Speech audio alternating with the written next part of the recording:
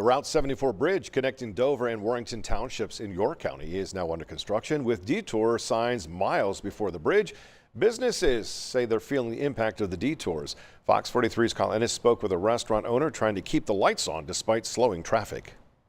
The Route 74 restaurant is struggling. We're down at least 200% in revenue. Staff with the business say this downturn is due in part to the Route 74 bridge construction project. Owner Edward Doolittle, who took over the spot 9 months ago, is frustrated with the detours turning people away from Carlisle Road. You can clearly see there's no traffic. And without traffic, nobody can see our signs, so nobody's just dropping in here. They have turned to spending money on online advertising and social media to drive traffic to the countertops. The detour starts on Harmony Grove Road, which is over 3 miles from the front of the bridge, and businesses like his are seeing people continually turn around and go the other way.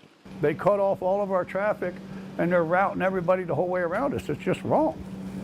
I mean, how's a small business supposed to survive? After learning about the issue 2 weeks ago, a spokesperson for PennDOT shared with Fox 43 in a statement, quote, "We then ordered and installed 4 signs alerting people that certain businesses are open and accessible in the area of the bridge. We have since learned of another business that was not included in the first group of signs and have ordered a sign for that business as well." Doolittle says he and other businesses are calling for PennDOT not just to post more signs, but also tell drivers that cars can use the local roads and side streets. If they want to detour people down Harmony Grove Road, they should detour just the big trucks and the tractor trailers and stuff down Harmony Grove Road, but all the local traffic should just go around. The bridge is expected to be open to traffic in September, with all work complete by mid-November. Kyle Ennis, Fox 43 News.